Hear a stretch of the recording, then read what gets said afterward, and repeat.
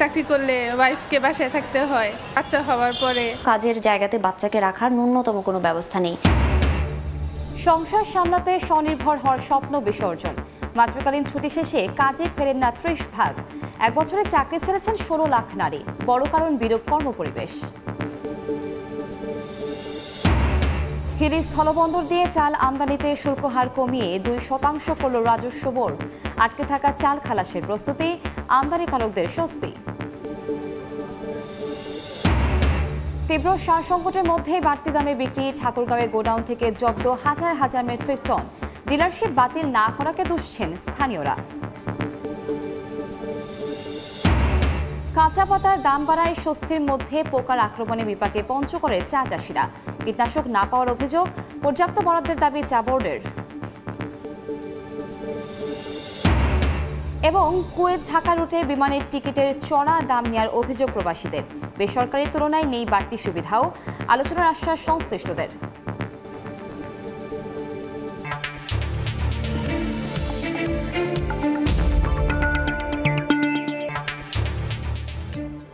দেখছিলেন শিরোনাম।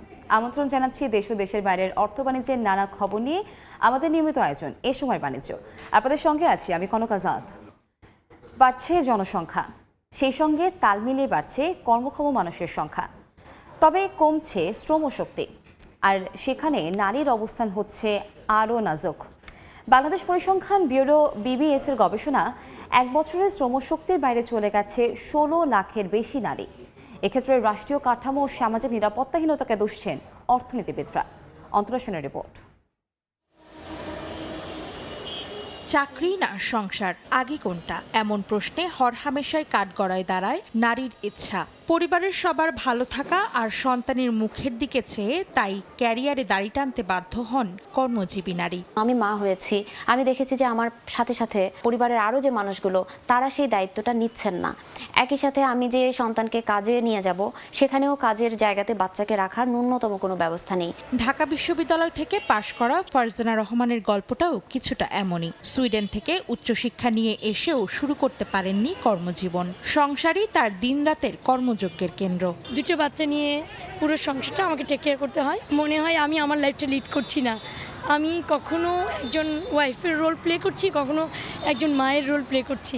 আন্তর্জাতিক শ্রম সংস্থা ILOর 2023 সালের এক গবেষণায় দেখা যায়, বাংলাদেশের কর্মজীবী নারীদের মধ্যে মাতৃত্বকালীন ছুটি নেয়ার পর 20 থেকে 30% আর কাজে ফিরতে পারেন না। তৈরি পোশাক খাতে এ হার 80%-এর উপরে। কারণ হিসেবে পারিবারিক চাপ, পরিবহন সুবিধার অভাব ও বিরূপ কর্মপরিবেশকে দায়ী করা হয়েছে। হাজব্যান্ড চাকরি করলে ওয়াইফকে বাসায় থাকতে হয়, একজন না একজনকে তো দেখাশোনা করতে হয়। চিলড্রেন বাচ্চা হওয়ার পরে কাজ করতে গেলে পরিবার থেকে প্রথম বাধা আসে, তুমি বের হইতে পারবে না, তোমার বের হওয়া ঠিক হবে না, একা একা কেন তুমি বের হচ্ছ। এর মধ্যে আবার বাংলাদেশ পরিসংখ্যান ব্যুরো BBS বলছে, 2024 সালে শ্রমশক্তির বাইরে চলে গেছে 17,20,000 কর্মক্ষম মানুষ, যার মধ্যে 16,30,000-ই নারী। কৃষি, শিল্প, সেবা সব খাতেই কমেছে নারীর অর্থনৈতিক অবদান। বাড়ছে শিক্ষিত নারী বেকারের হারও। এক্ষেত্রে সামাজিক ও রাষ্ট্রীয় কাঠামোকেই দায়ী করছেন শ্রম অধিকার কর্মীরা। যেই কমিউনিটিতে সে কাজ করবে, যে প্রতিষ্ঠানে কাজ করবে, তাদের যেমন উদ্যোগ নেওয়ার ব্যাপার আছে, তেমনি রাষ্ট্রের নিজের উদ্যোগ নেওয়া এবং রাষ্ট্র তদারকি করবে যে কলকারখানা বা অন্যান্য জায়গায় নারীরা তাদের সুযোগ থেকে বঞ্চিত হচ্ছে কিনা। এদিকে 5ই আগস্টের পর আইন শৃঙ্খলা পরিস্থিতির অবনতি সহ সামাজিক নিরাপত্তাহীনতার কারণেও নারীরা শ্রমশক্তি থেকে বের হয়ে যাচ্ছেন বলেও মনে করেন অর্থনীতিবিদরা। গত বছরের যে জুলাই গণঅভ্যুত্থানের পরবর্তীকালে নিরাপত্তাহীনতার যে একটা বিষয় রয়েছে, সেটি আমি মনে করি যে একটা ভূমিকা রাখতে পারে এই বিষয়ে। সংসারের দায়িত্ব ক্ষেত্রেও হয়তো অনেকে সিদ্ধান্ত নিচ্ছেন যে better be at home rather than be outside of the home. দেশের শ্রমশক্তি বাড়াতে এবং বেকারত্ব কমাতে পর্যাপ্ত কর্মসংস্থানের সুযোগ তৈরির তাগিদ অর্থনীতি বিশ্লেষকদের। অন্তরা সেন, সময় সংবাদ, ঢাকা। দর্শক, প্রতিবেদনটি দেখলাম। এ বিষয়ে আলোচনার জন্য আমাদের সঙ্গে ভার্চুয়ালি যুক্ত হয়েছে জাতীয় কবি কাজী নজরুল ইসলাম বিশ্ববিদ্যালয়ের অর্থনীতি বিভাগের সহযোগী অধ্যাপক মোহাম্মদ তানজিল হোসাইন। জনাব তানজিল হোসাইন, আপনাকে স্বাগত এই সময় বাণিজ্যে। ধন্যবাদ আপনাকেও আমাকে ইনভাইট করার জন্য।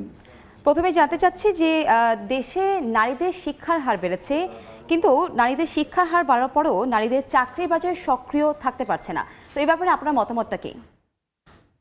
ধন্যবাদ। আসলে 5ই আগস্টের পরে দেশে একটা পট পরিবর্তন হয়েছে।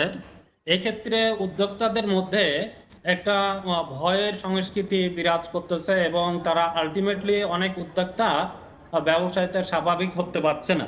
অনেক ব্যবসা প্রতিষ্ঠান এখনো বন্ধ আছে। এটা এই বেকারত্ব হওয়ার অন্যতম প্রধান কারণ। আরেকটা হলো আমাদের মনিটারি পলিসি, কন্ট্রাকশনারি সংকোচনমূলক মনিটারি পলিসি এখানে নেওয়া হয়েছে। এর সুফল আমরা পেয়েছি কিছুটা, ইনফ্লেশন রেট কমেছে, কিন্তু এই প্রাইভেট বিনিয়োগটা কমে যাওয়ার কারণে আমাদের এক্ষেত্রে এখন কর্মসংস্থানের কিছুটা সংকুচিত হয়েছে। অ্যাট দ্য সেম টাইম একই সময় আমরা দেখতে পাচ্ছি যে বিদেশে যে শ্রমিকদের যাত্রার পরিমাণ গত 1 বছরে প্রায় 1/4 কমে গেছে। তো আলটিমেটলি এই অবস্থাতে বেকারত্বের হার কিন্তু গত 1 বছরে আমাদের 27 লক্ষ মানে বেকার জনসংখ্যা বেড়ে গেছে এবং বেকারত্বের হার এখন প্রায় 4.68%। তো এই ক্ষেত্রে নারী বেকারত্ব প্রায় 16 লক্ষ নারীরা বেকার হয়েছে। এই বেকার হওয়ার পেছনে অন্যতম আমাদের নারীদের পরিবেশ প্রদান করতে হবে, কর্মসংস্থানের ক্ষেত্রে নারীদের নিরাপত্তা, এই বিষয়গুলো আমাদের আলটিমেটলি বাড়াইতে হবে। একই সঙ্গে আমরা যদি মনে করি যে ডে কেয়ার সেন্টার মেয়েদের কর্মক্ষেত্রে চালু করতে হবে এবং মেয়েরা অনেক ক্ষেত্রে ট্রেনিং দিয়ে ই-কমার্স, ডিজিটাল কমার্সের মাধ্যমে আমাদের মেয়েদের কর্মসংস্থান বাড়াইতে পারা যেতে পারে।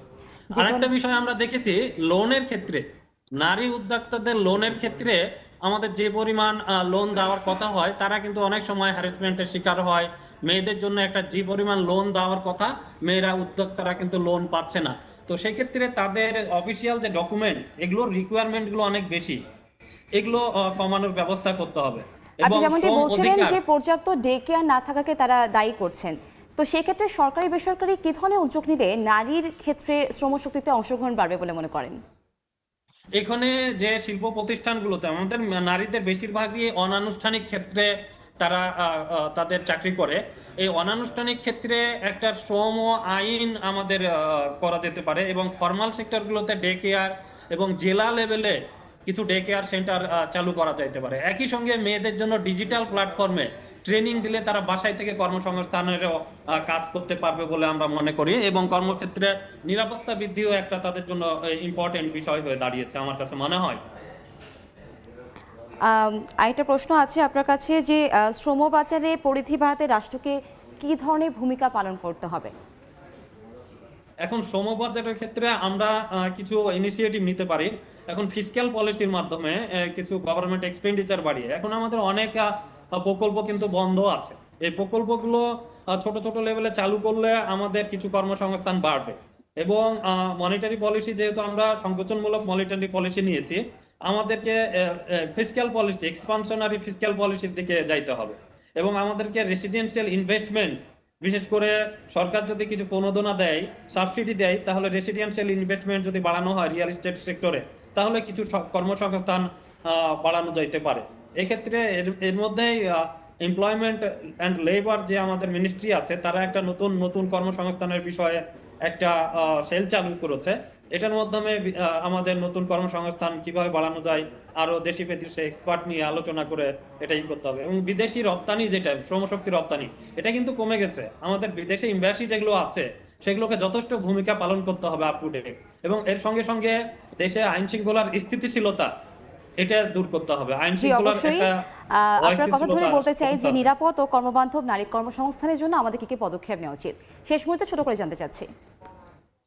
নিরাপদের জন্য আমাদের আসলে প্রত্যেকটা জায়গাতে, বিশেষ করে শিল্প প্রতিষ্ঠানগুলোতে আমাদের নারী শ্রমিকরা বেশি কাজ করে, গার্মেন্টসে বেশিরভাগ নারী শ্রমিক কাজ করে, সেখানে আমাদের অবশ্যই ডে কেয়ার সেন্টার সহ তাদেরকে কর্মপরিবেশ দেওয়ার জন্য আইন শৃঙ্খলা, সরকারের যে মানে শ্রম অধিকার এবং সিবিএ গুলো যেগুলো আছে, শ্রম মানে সমিতি, এই সমিতিগুলোকে যথেষ্ট শক্তিশালী ভূমিকা করতে হবে এবং সরকারকে প্যাট্রোনাইজ করে এগুলো মনিটরিং অ্যান্ড ইভ্যালুয়েশন করতে হবে যে নারী পরিবেশটা ঠিক থাকতেছে কিনা। এবং ডিজিটাল প্ল্যাটফর্মের ব্যবস্থা করে বাসায় বাসায় কাজ করার জন্য ট্রেনিং এর মাধ্যমে নারীদের কর্মসংস্থান বাড়াইতে পারা সম্ভব আমার কাছে মনে হয় খুব স্বল্প মেয়াদে। জি, ধন্যবাদ জনাব তানজিল হোসেন আমাদের সঙ্গে যুক্ত হবার জন্য। আমরা সরাসরি যুক্ত ছিলাম জনাব তানজিল হোসেনের সাথে। এবার বন্দর বাণিজ্যের খবর।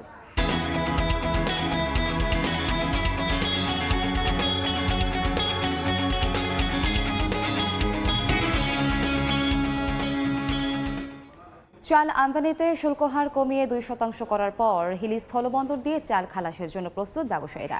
এ বিষয়ে বিস্তারিত জানাতে হিলি স্থলবন্দরে আছেন সহকর্মী শফিকুল ইসলাম শফিক। আমরা সরাসরি যাচ্ছি তার কাছে। শফিক,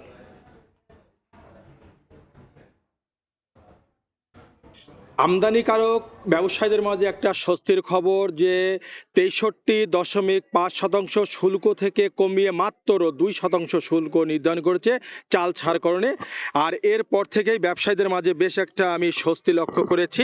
তবে গতকালকে এই নির্দেশনা পাওয়ার পর কোনো আমদানিকারক তাদের প্রতিনিধি তারা বিল অফ পেমেন্টে এখনো ছাড় করেনি। এর মূল কারণটাই জানেন যে এটা কাস্টমের সার্ভারে এটা আসার পরেও কিন্তু এসআরও যে জারি করা হয়, এসআরও মূলে তারা কিন্তু প্রত্যেকটা পণ্যই কিন্তু তাদেরকে এসআরও মূলে তাদেরকে পণ্য আমদানি বা রপ্তানি যেটাই হোক সেটা কিন্তু তাদেরকে নির্ধারণ করা হয়ে থাকে।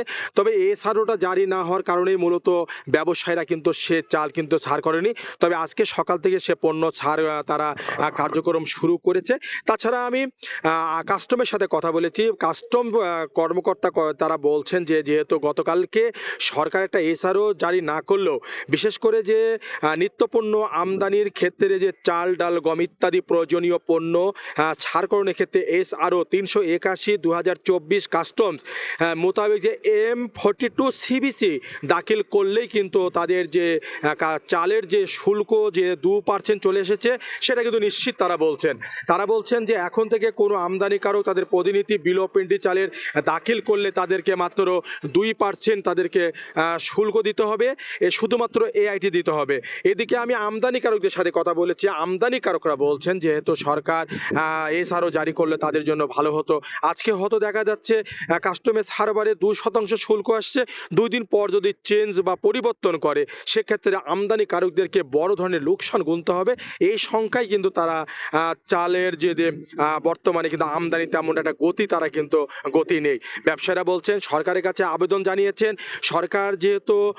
সরকার যেহেতু মানে শুল্ক কমিয়েছে সে এসআরও মূলে যদি তাদেরকে এসআরও জারি করে সেক্ষেত্রে হয়তো তাদের মধ্যে যে একটা আমদানির যে গতি সে আমদানি গতি বৃদ্ধি পাবে। তাছাড়া হিলি স্থল বন্দরে এই পর্যন্ত প্রায় 88 ট্রাকে প্রায় 3800 মেট্রিক টন চাল রয়েছে। তবে দুপুরের পর থেকে খালাস কার্যক্রম শুরু হবে। হিলি স্থল বন্দর থেকে আমার কাছে চাল খালাস নিয়ে এতটুকু ছিল সর্বশেষ। আমরা সরাসরি যুক্ত ছিলাম হিলি স্থলবন্দর থেকে। তীব্র সার সংকটে ঠাকুরগাঁওয়ের কৃষকরা হন্য হয়ে ডিলারের কাছে ঘুরেও সময় মতো সার না পাওয়ায় ক্ষুব্ধ তারা। অথচ অবৈধভাবে মজুত করে বাড়তি দামে সার বিক্রির অভিযোগে জব্দ হচ্ছে হাজার হাজার মেট্রিক টন সার। ডিলারশিপ কিংবা লাইসেন্স বাতিলের মতো পদক্ষেপ না নেওয়ায় এই অবস্থা বলে মনে করছেন স্থানীয়রা। জিয়াউর রহমান বকুলের পাঠানো তথ্য ও ছবি নিয়ে রিপোর্ট। উত্তরের জেলা ঠাকুরগাঁও জেলায় এবার 1,37,000 হেক্টর জমিতে আমন ধান আবাদের লক্ষ্যমাত্রা নির্ধারণ করেছে কৃষি বিভাগ। ধানের চারা রোপণের পর এখন মাঠে মাঠে ব্যস্ততা বেড়েছে কৃষকের, তবে সংকট বেড়েছে রাসায়নিক সারের। জমিতে সময় মতো সার দেওয়ার তাগিদে ডিলারের পয়েন্টে পয়েন্টে ঘুরছেন কৃষকরা। সময় মতো ইউরিয়া সার পেলেও টিএসপির তীব্র সংকটে পড়েছেন তারা। যদিও ডিলারের কাছে না পেলেও বাড়তি দামে মিলছে খোলা বাজারে। আবার অনেক ক্ষেত্রে কৃষি কার্ড ছাড়াই ডিলারের কাছ থেকে সার কেনার সময় ধরা পড়ছেন অসাধু ব্যক্তিরা। সকাল থেকে খাওয়াতে আসি, কেন আমরা সার পাবো না? মানে 4 বিঘা আমাদের সার কেন দিবে না আমাদের? এরা বলছে যে ব্লক সিস্টেম দেওয়া হবে। ব্লক আমি 6 নম্বর ব্লক 3 নম্বর ব্লক 3 ব্লকের এরা দিবে। কালকে আসি ওখানে বলছে যে আমরা রোববারে দিয়ে নেবো। টিএসপিটা এখানে 1350 টাকা নিচ্ছে, দোকানে নিচ্ছে আপনারা 1900, 1850, 1900 টাকা নিচ্ছে।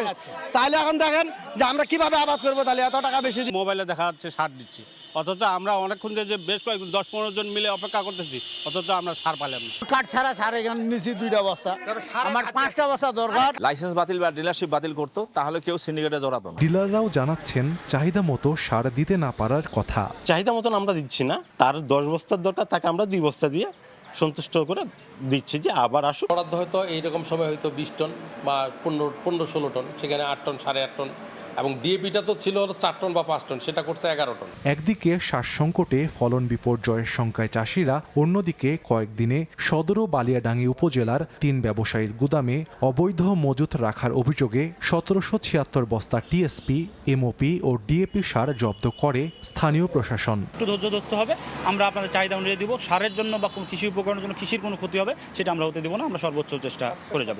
টিএসপি, এমওপি এবং ডিএপি সার এগুলো আমরা জব্দ করেছি এবং পাশাপাশি 10,000 টাকার অর্থদণ্ড আদায় করেছি। কৃষি সম্প্রসারণ অধিদপ্তরের তথ্য মতে জেলার বালিয়াডাঙ্গি উপজেলার 2 ডিলারের গুদাম থেকে 839 বস্তা সার জব্দের পাশাপাশি 40,000 টাকা জরিমানা সহ একটি গুদাম সিলগালা করা হয়। আর সদরের গড়েয়া বাজারের ব্যবসায়ী ইসরাফিলের গুদাম থেকে 947 বস্তা সার জব্দ সহ অনিয়মের অভিযোগে আরেক ডিলারকে নোটিশ দিয়েছে কৃষি বিভাগ। সময় সংবাদ, ঠাকুরগাঁও। অভয়াশ্রম গড়ে তুলি, দেশি মাছে দেশ ভরি, এই স্লোগানকে সামনে রেখে 18 থেকে 24 আগস্ট পর্যন্ত দেশব্যাপী পালিত হচ্ছে মৎস্য সপ্তাহ। এর অংশ হিসেবে মঙ্গলবার সকাল 8:30টায় রাজধানী মানিক মিয়া এভিনিউতে একটি র্যালির আয়োজন করে মৎস্য প্রাণী সম্পদ মন্ত্রণালয়। সেখানে অংশ নেন মৎস্য প্রাণী সম্পদ বিষয়ক উপদেষ্টা ফরিদা আক্তার। র্যালি শুরুর আগে তিনি বেলুন উড়িয়ে পদযাত্রার শুভ উদ্বোধন করেন। উপদেষ্টা বলেন, দেশি মাছের উৎপাদন বাড়াতে ও জনগণের পুষ্টি নিশ্চিত করতেই এই মৎস্য সপ্তাহ উদযাপন করা হচ্ছে। এই র্যালিতে মন্ত্রণালয়ের কর্মকর্তাদের পাশাপাশি অংশ নিয়েছে 36 জেলা থেকে আসা 1,500 জেলে।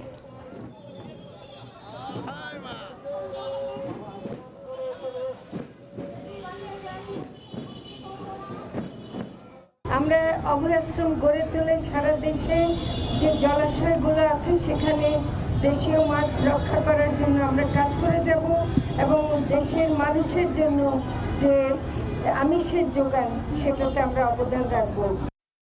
বাজারে পাটের দাম ভালো পাওয়ায় খুশি গাইবান্ধার কৃষক। বর্তমানে গাছ কাটা, আঁশ ছাড়ানো, জাগ দেয়া ও শুকানোর কাজে ব্যস্ত সময় পার করছেন কৃষকেরা।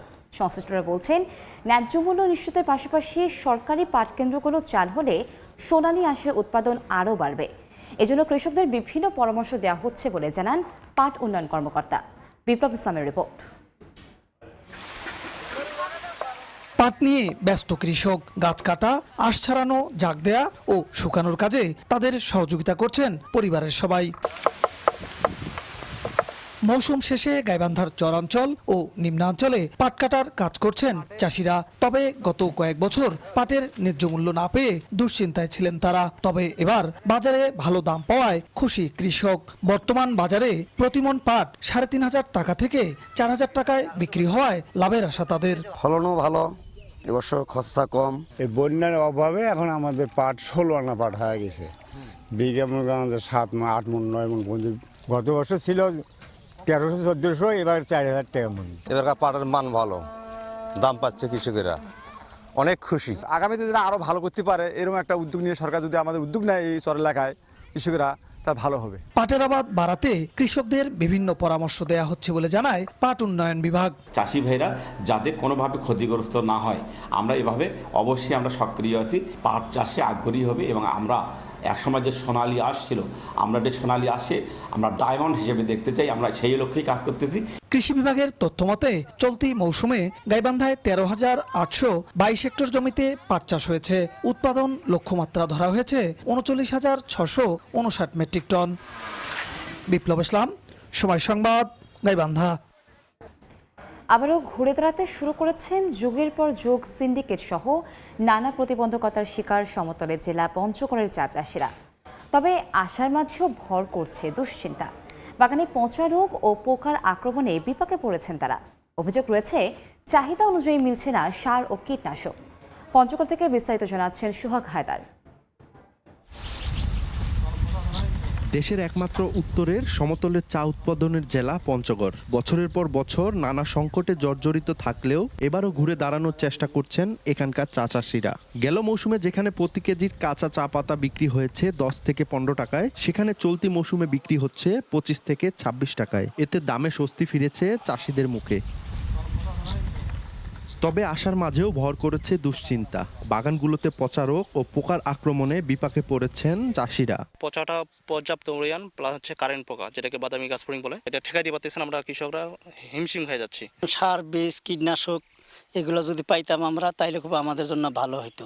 আমরা ওষুধ বা কীটনাশকগুলি যদি ভালোভাবে প্রয়োগ করতে পারি, তাহলে সেখান থেকে দেখা যাবে আমরা এই পোকামাকড় থেকে কিছুটা হলেও রক্ষা পাবো। চড়াই পথে চাটাতে বিক্রি হয়, এটা আমাদেরকে বন্ধ করতে হবে। মূল্য নির্ধারণ করে দেওয়ার কারণে আমরা ভালো মূল্যে নিলাম বাজারে চা বিক্রি করতেছি, বিধায় আমরা চাষিদের থেকে নগদ মূল্যে ভালো দামে চা পাতা ক্রয় করতে পারতেছি। তবে আঞ্চলিক চা বোর্ড বলছে সার ও কীটনাশক বরাদ্দ রয়েছে পর্যাপ্ত। পাতা পচা রোগ প্রতিরোধে প্রয়োজন ছত্রাকনাশকের সঠিক ব্যবহার। অন্য অন্য ফসলের জন্য যে বরাদ্দটা আসছে, এটা ডিলার রেটে বরাদ্দ আসছে, অর্থাৎ প্রত্যেক ডিলার 2 টাকা করে কম পায়। চায়ের ক্ষেত্রে এই 2 টাকা কম দেওয়া হচ্ছে না। আমাদের জন্য যে চাহিদা সেই অনুযায়ী আমরা চা পাই, কিন্তু ডিলার রেটে পাই না। চা বোর্ডের তথ্য, জেলায় ছোট বড় চা বাগান রয়েছে ৭,৬১৭টি, এর মধ্যে অনিবন্ধিত ৫,৮৭৫টি। আর জেলার চালু থাকা ২৯টি প্রক্রিয়াজাত কারখানায় এবার চা উৎপাদনের লক্ষ্যমাত্রা প্রায় 2 কোটি কেজি।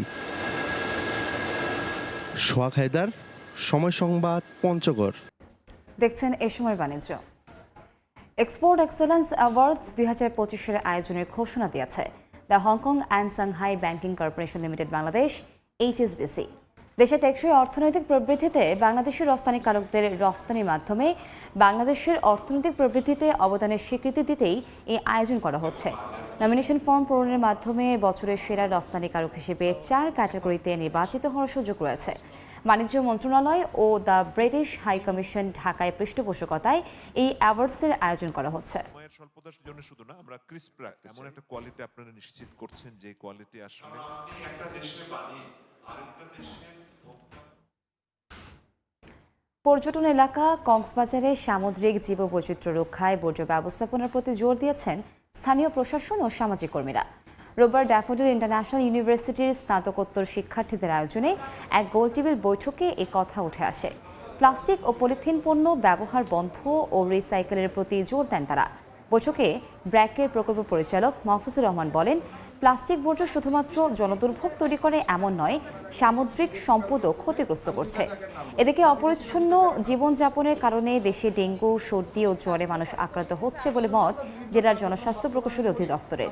এ আয়োজনের মিডিয়া পার্টনার ছিল সময় টেলিভিশন।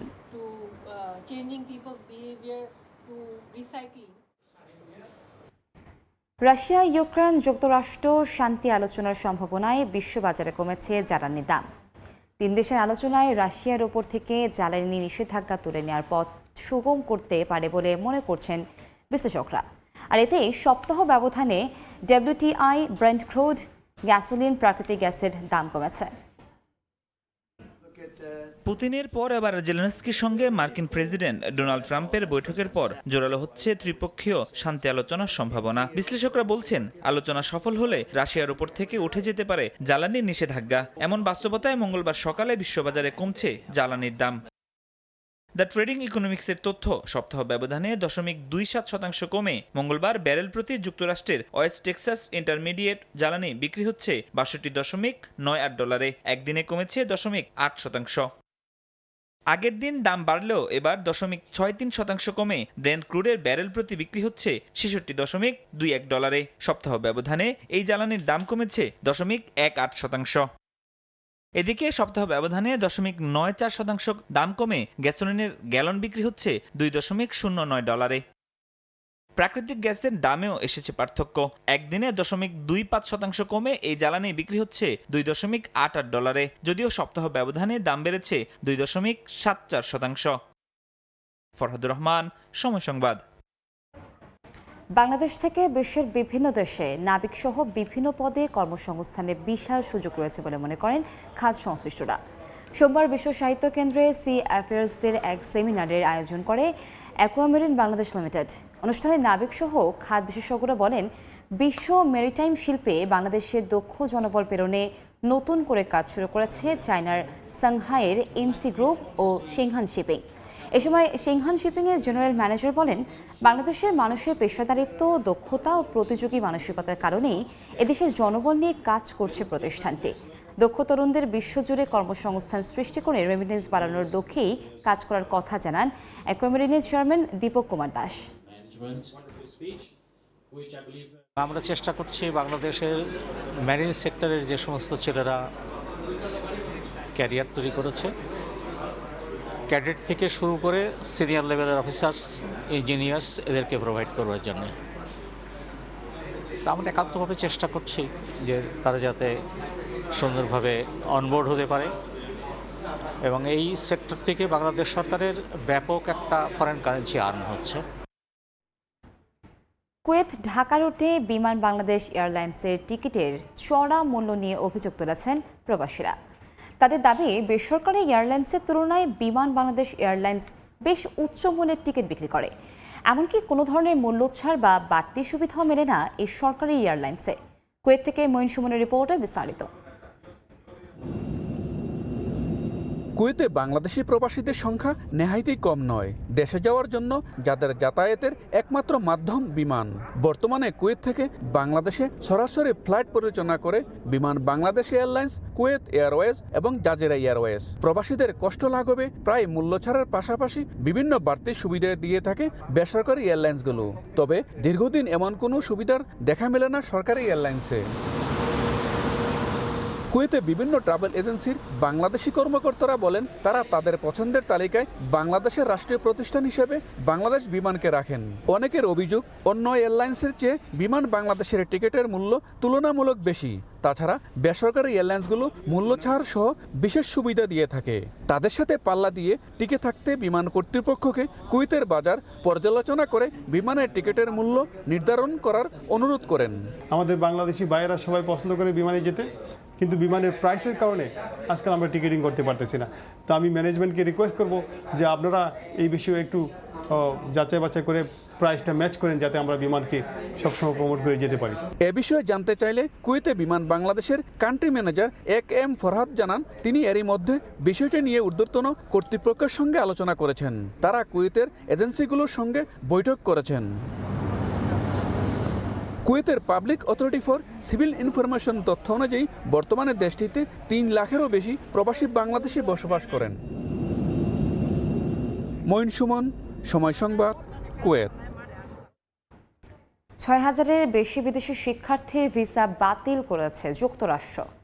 আইনভঙ্গ, সময়সীমা পার হওয়ার পরও থেকে যাওয়া, এমনকি সন্ত্রাসবাদের সম্পৃক্ততার মতো গুরুতর অপরাধের অভিযোগ তুলেছে মার্কিন প্রশাসন। অভিবাসন কড়াকড়ির অংশ হিসেবে এই পদক্ষেপ নিয়েছে ট্রাম্প প্রশাসন। মার্কিন প্রেসিডেন্ট ডোনাল্ড ট্রাম্প নির্বাচনে জয়ী হওয়ার পর থেকেই অভিবাসী বিতরণে একের পর এক পদক্ষেপ নিয়ে যাচ্ছেন তিনি। ধরপাকড়ে ফেরত পাঠানো হয়েছে বিভিন্ন দেশের অবৈধ অভিবাসীদের। এবার 6000-এর বেশি বিদেশি শিক্ষার্থীর ভিসা বাতিল করেছে যুক্তরাষ্ট্র। এদের মধ্যে 4000-এর বেশি শিক্ষার্থীর বিরুদ্ধে মার্কিন প্রশাসন তুলেছে গুরুতর অভিযোগ। আইন ভঙ্গ, সময়সীমা পার হওয়ার পরেও থেকে যাওয়া, এমনকি সন্ত্রাসবাদে সম্পৃক্ততার কথাও জানায় মার্কিন প্রশাসন। গাজায় চলমান আগ্রাসনের বিরুদ্ধে যুক্তরাষ্ট্রের বিভিন্ন বিশ্ববিদ্যালয়ে বিক্ষোভে অংশ নেয়া শিক্ষার্থীদের বিরুদ্ধে নেওয়া হয়েছে নানা পদক্ষেপ। সবচেয়ে বিতর্কিত অভিযোগ এসেছে তাদের প্রতি। INA 3B আইনের আওতায় প্রায় 200 থেকে 300 ভিসা এ কারণে বাতিল করা হয়েছে। এর আগে চলতি বছর আন্তর্জাতিক শিক্ষার্থীদের ভিসা অ্যাপয়েন্টমেন্ট সাময়িক বন্ধ রাখা হয়েছিল। পরে চালু হলেও সামাজিক যোগাযোগ মাধ্যমের অ্যাকাউন্ট প্রকাশ বাধ্যতামূলক করা হয়। মার্কিন কর্মকর্তারা এখন খুঁজে দেখছেন কে মার্কিন সংস্কৃতি বা রাষ্ট্র ব্যবস্থার প্রতি বৈরী মনোভাব প্রকাশ করছে। পররাষ্ট্রমন্ত্রী মার্কো রুবিও জানিয়েছেন, জানুয়ারি থেকে এখন পর্যন্ত হাজার হাজার ভিসা বাতিল হয়েছে এবং এর প্রক্রিয়া চলমান রয়েছে। তবে ডেমোক্রেটরা এটিকে বিচার প্রক্রিয়ার উপর আঘাত হিসেবে বর্ণনা করছে। যুক্তরাষ্ট্রে এখনো 2 শতাধিক দেশের 11 লাখের বেশি বিদেশি শিক্ষার্থী পড়াশোনা করছেন। হাসানুজ্জামান সাকি, সময় সংবাদ, নিউ ইয়র্ক, যুক্তরাষ্ট্র।